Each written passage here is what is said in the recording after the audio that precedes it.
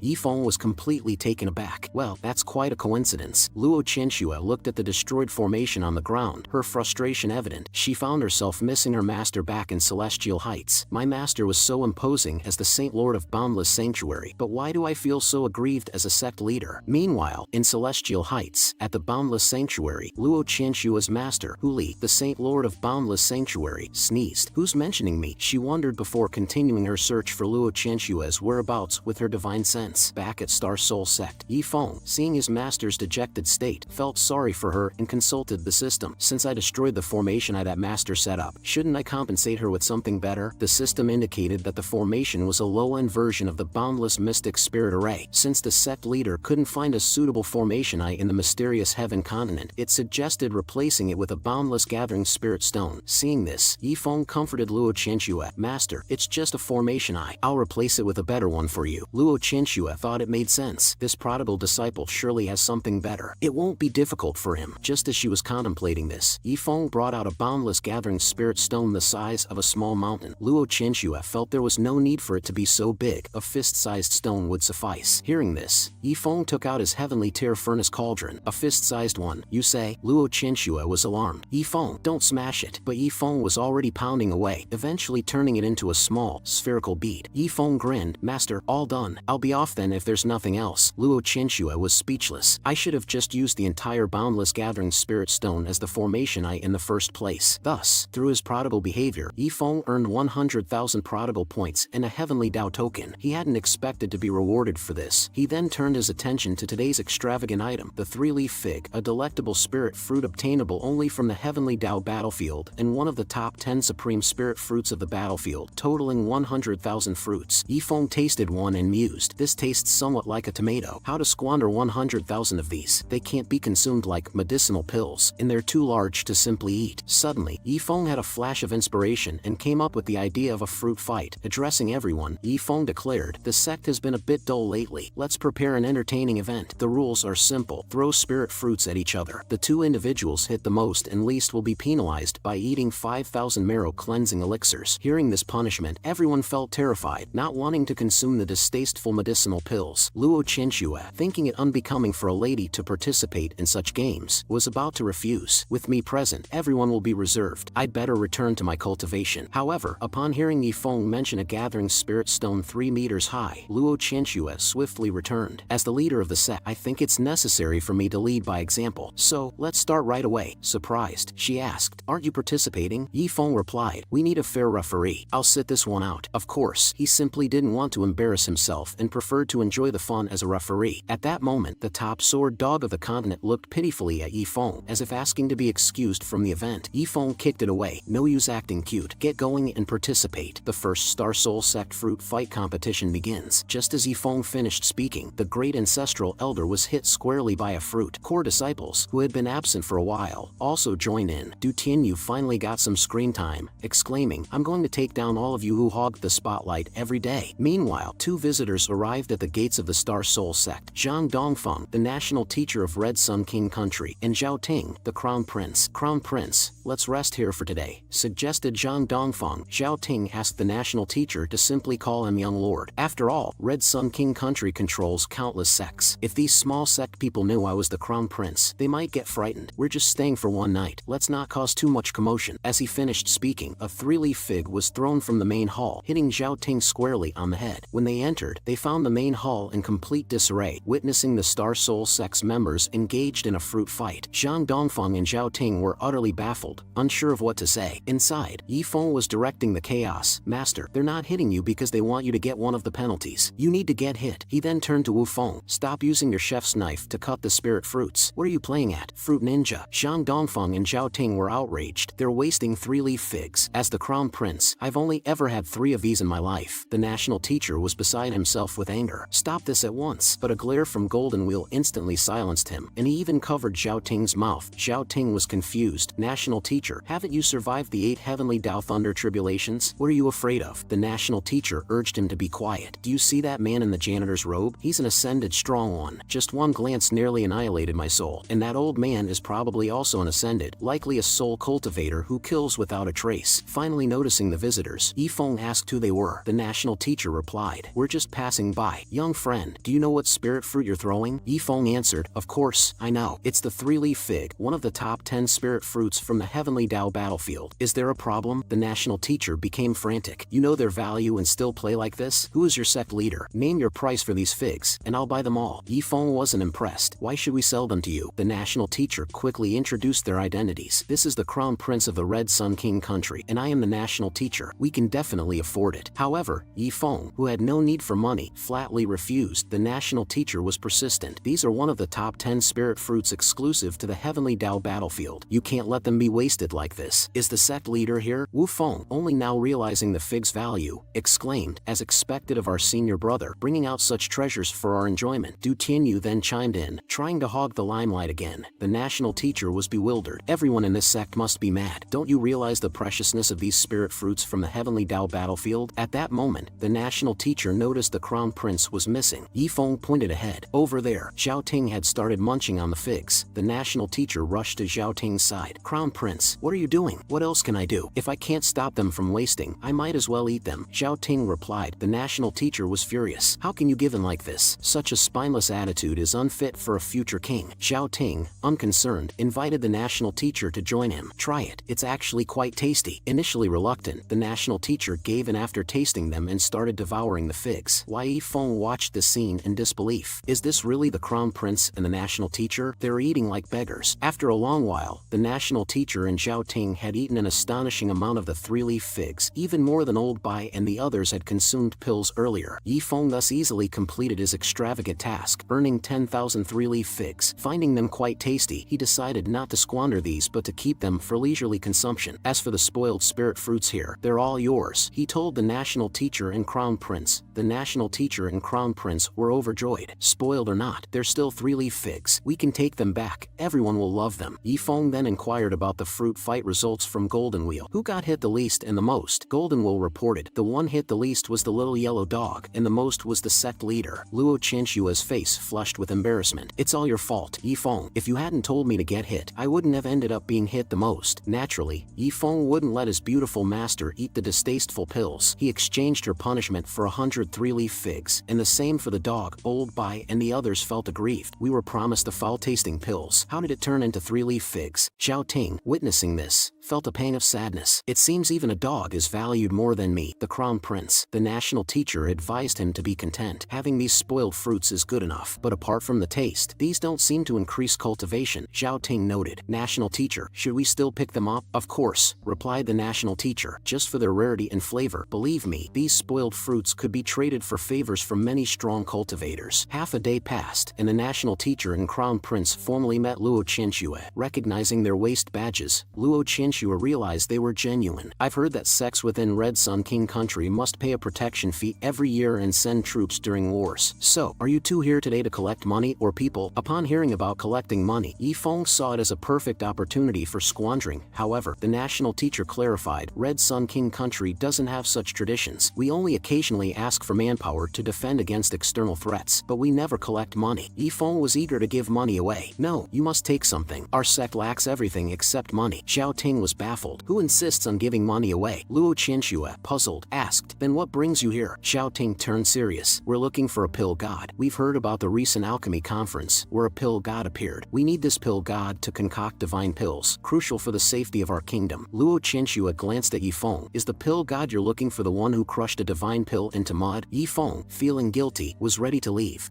You two chat. I hope you find that pill god soon. And it's true they've come to the right place. But the problem is, I can't help even if I want to. It was the system that helped me concoct the divine pill. However, before he could make his escape, junior brother Wu Feng stepped forward and said, Senior brother, are they talking about you? What was that divine pill you concocted in Heavenly Elixir City? The next moment, the national teacher and crown prince slowly approached. Junior brother, why did you reveal my identity? Both the national teacher and crown prince were stunned. He's the pill god? Wu Feng was delighted. He had revealed Yifeng's identity, hoping to put his senior brother in the spotlight and expecting some gratitude. However, he was met with a deathly glare from Yifeng, causing Wu Feng to quickly take his leave. Senior brother, I'm off first. Yifeng was left with an expression of grievance, while the national teacher and crown prince, putting together various clues, indeed found them all consistent with the rumors about the pill god. Luo Qinshui then stepped forward. Compared to other kingdoms, Red Sun King country has been quite fair to the sects. It's only reasonable for us to offer our modest support. Hearing his beautiful master speak, Yifeng readily agreed. Of course, but I don't need to personally handle such a trivial matter. He called over Little Blood and asked the system to create 7-9 pattern divine level tribulation breaking pills, costing 230,000 prodigal points. Yifeng was shocked. What? 7 pills cost 2,340 divine level jars? Isn't there a 1% chance, meaning 1 guaranteed per 100 jars? The system, too tired to retort, said, You must have been taught math by a physical education teacher. Yifeng admitted his lack of knowledge. I should have studied harder. Little Blood arrived, looking puzzled. Luo Qinshui realized what he was thinking. You're not planning to have Little Blood concoct divine pills, are you? Yifeng assured her, no problem, she can do it. At this moment, Zhao Ting came over. Young master, are you also a divine level alchemist? Little Blood kicked him instantly. With breasts this big in front of you, are you blind? After a moment, Yifeng gave Little Blood all 7 tribulation breaking pills, instructing her to consume them to break through, but to control her power and avoid ascending. After eating the last pill, Little Blood's strength reached that of an ascended great demon, but her spiritual power continued to surge. Yifeng, alarmed, urgently advised her to suppress her spiritual energy to prevent ascension. Fortunately, Little Blood managed to control it at the last moment. The national teacher was utterly bewildered. She became an ascended great demon just like that? Luo Qinshui, curious, asked Yifeng, what kind of pills did you give her? Yifeng explained, they were tribulation breaking pills. Consuming one can help overcome a single heavenly thunder tribulation. 7 pills were just enough to bring Little Blood's cultivation to the peak of ascended great demon strength. Luo Qianxue was astonished. I've never heard of such pills before, Xiao Ting remarked in awe. No wonder he's called the pill god. Suddenly, I don't feel like cultivating anymore. The national teacher was even more stunned. It feels like my life and death struggle through the 8 thunder tribulations was pointless. Luo Qianxue then inquired, do you have more of these pills? Yifeng reassured her. Don't worry, master. Everyone will have them, even little yellow dog. I've prepared for everyone. At this moment, the true form of Little Blood appeared. She joyfully sensed her newfound power as an ascended great demon, a spectacle visible to everyone. Golden Wheel, envious, said, this is a treasure that transcends the heavenly Tao thunder tribulation. How many more treasures does young Master Yi have? In the main hall, Little Blood was gracefully dancing to celebrate her breakthrough. The national teacher, beside himself with envy, lamented, why does a great demon get such good treatment? I really don't understand. Xiao Ting cautioned him, don't get too worked up. Despite Little Blood's advancement and strength, Luo Qianxue was still a bit concerned. After all, alchemy skills don't necessarily correlate with combat ability. So, she asked Yifeng to accompany Little Blood to the Red Sun King city. With Luo Qianxue's request, Yifeng readily agreed. Sure, let's take a trip to the royal city, and let's bring Old Bai along this time. Half an hour later, several elders looked at the excited Little Blood with envy. Not only had her strength improved, but she also bypassed the thunder tribulation. Old Bai, however, was not as envious. Who would have thought? This time Yifeng picked me, he exclaimed. Old Xia cautioned him, don't get ahead of yourself. You're not that favored. Luo Kai rolled his eyes. You two sound like concubines in a harem. Soon, Yifeng and the group were ready to depart. The national teacher's flying spiritual artifact was unique, shaped like a house. Yifeng was impressed. That's quite sophisticated. Thus, they departed on the house-shaped flying spiritual artifact, not forgetting to say goodbye to Luo Qianxue. Luo Qianxue just hoped Yifeng wouldn't bring back any more people. The sect was getting crowded. Inside the flying artifact, Yifeng relaxed and turned to Old Bai. Do you know why I brought you along? You're too weak. You need to cultivate diligently so I can help you ascend. Old Bai nodded profusely. Yes,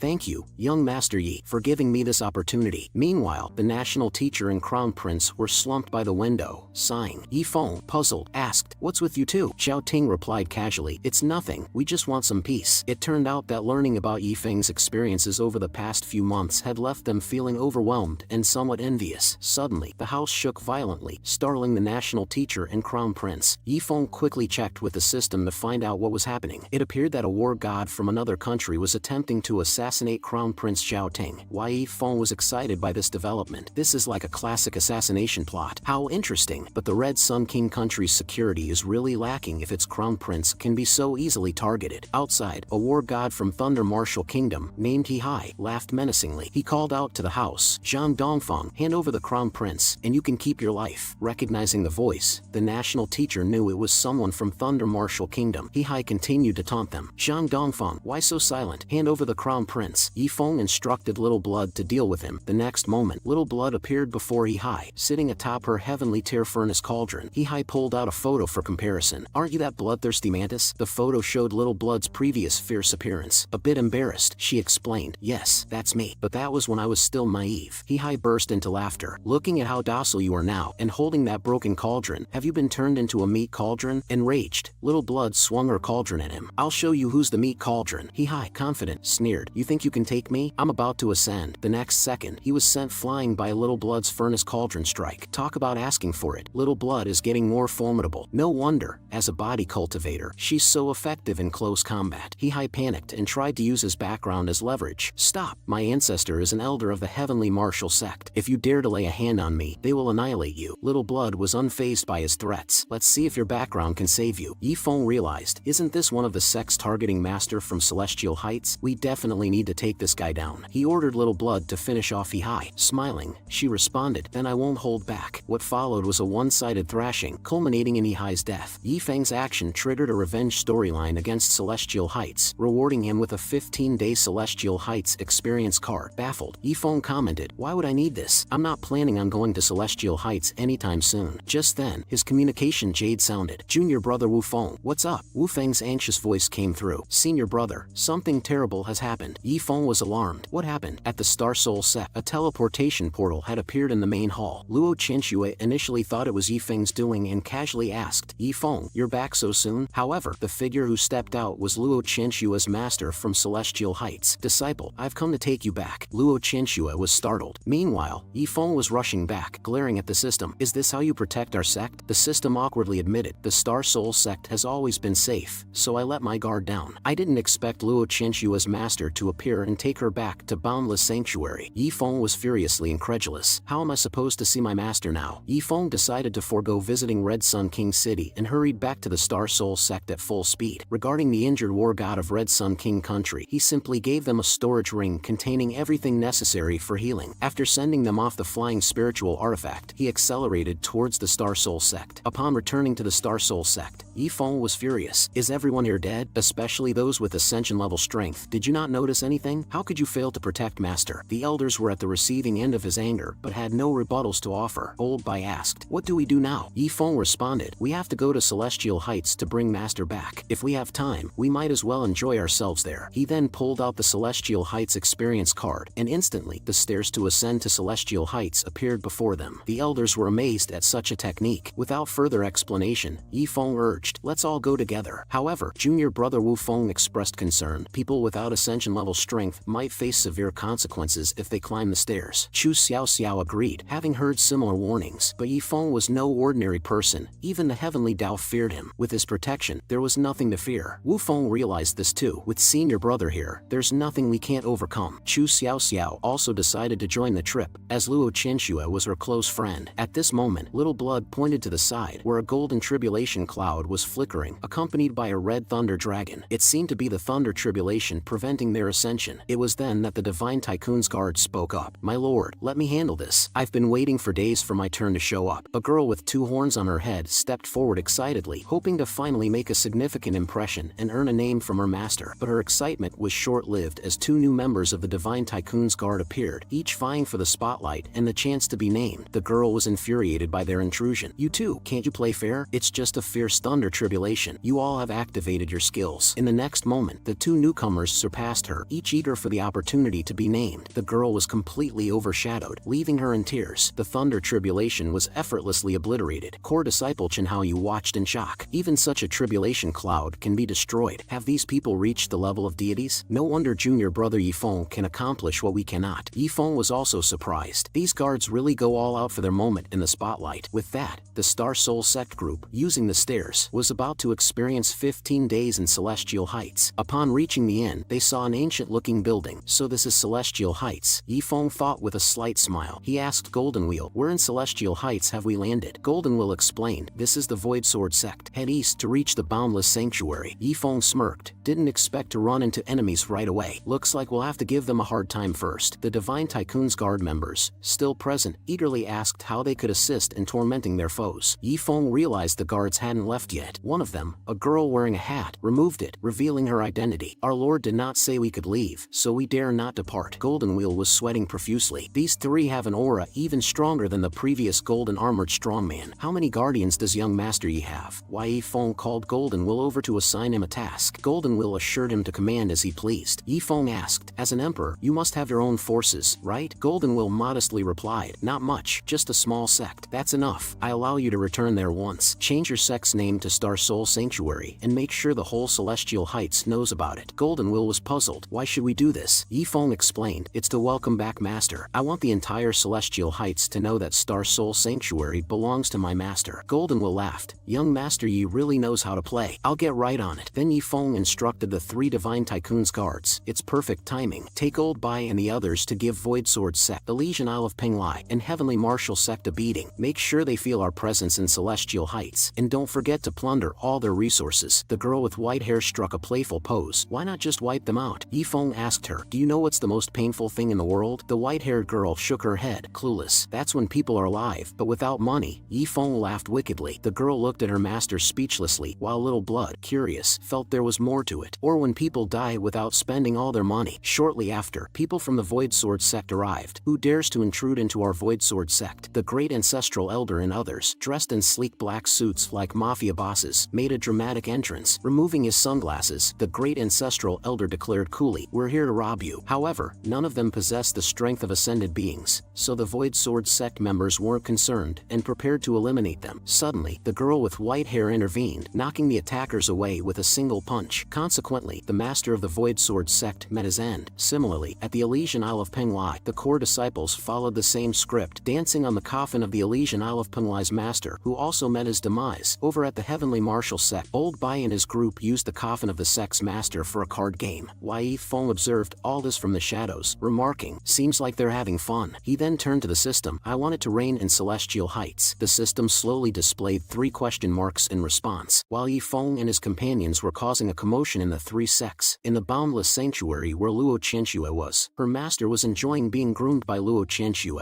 Luo Qianxue was somewhat speechless. "Master, did you bring me back just to have me groom you?" At that moment, the transformed true form of the boundless sanctuary sect master spoke. "The lower realm is so vast. It was quite a struggle to find you. What's wrong with grooming me? But that damnable Void Sword sect dared to lay a hand on my disciple. Do they really think they can provoke the boundless sanctuary with impunity?" Luo Qianxue advised her master not to rush into seeking revenge. "Master, it's enough to remember the matter of revenge. Please allow me to restore my strength first." "My disciple, you should cultivate well in Celestial Heights," her master replied. After transforming back into human form, the sect master of Boundless Sanctuary reassured her. "In the Boundless Sanctuary, I can't promise much, but at least I can ensure that no one dares to harm you again." Luo Qianxue had no objections. "After arriving in Celestial Heights and informing my master about being ambushed, half of my problems were solved. I just wonder how the people of the Star Soul sect are doing." For cultivators, advancing from opening the energy sea to transcending in tribulation can take decades or even a century. Some even perish in the thunder tribulation. But with that spendthrift disciple around, it's only a matter of time before the people of the Star Soul sect ascend to Celestial Heights. I just don't know when they'll be able to reach here. Father, sister, Yi Feng, perhaps by the time they ascend, I won't even recognize them anymore. With this thought, Luo Qianxue couldn't help but shed tears. She used to complain about them hindering her cultivation, but now she missed them terribly. Truly a case of a sharp tongue but a soft heart. Just then, a snapping sound was heard. Luo Qianxue, surprised, wondered what's happening outside. As she stepped out, she saw a mortal crystal rain falling from the sky, with the disciples of Boundless Sanctuary hurriedly collecting them. Luo Qianxue was puzzled. What's going on? I've never heard of a mortal crystal rain in Celestial Heights before. Suddenly, she gasped in realization. This seems like something that spendthrift disciple would do. A moment later, the sect master of Boundless Sanctuary also appeared. She curiously asked Luo Qianxue, "My disciple, what's happening? Have you perhaps arranged a marriage with someone from Celestial Heights?" Luo Qianxue denied it. "Master, what are you talking about? I don't have any marriage arrangement, neither in Celestial Heights nor in the lower realm." Just then, a loud noise thundered across the sky, and the next second, a huge spaceship appeared above the Boundless Sanctuary. It was Yi Feng's doing. He was shouting through a megaphone, "Star Soul Sanctuary direct disciple Yi Feng, here to propose to the Holy Maiden of Boundless Sanctuary, Luo Qianxue."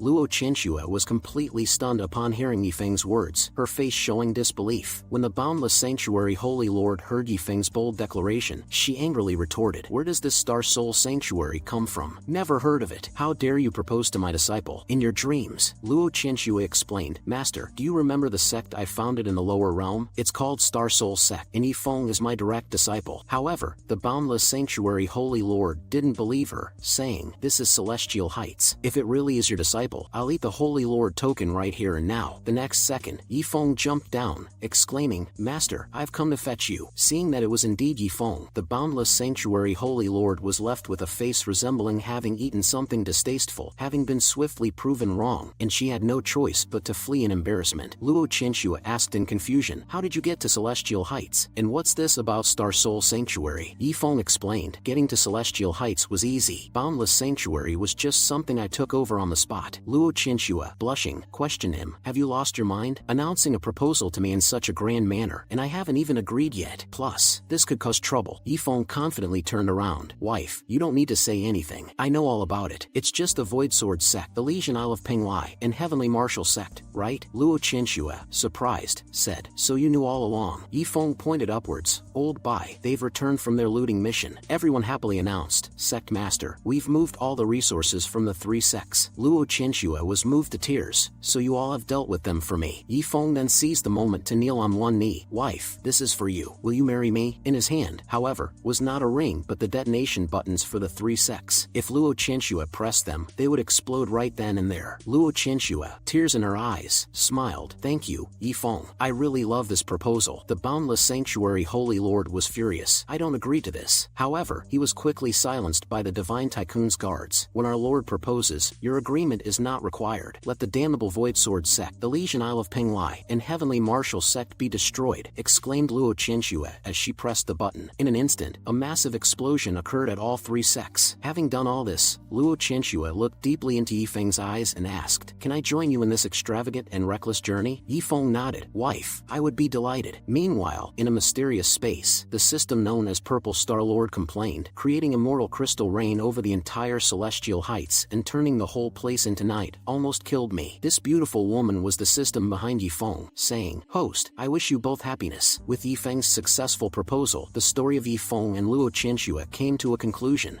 Invincibility starting as the prodigal. The manga displays that the first season has ended. For fans of this manga, stay tuned to Manga Explained for updates on the arrival of Season 2 and continued updates.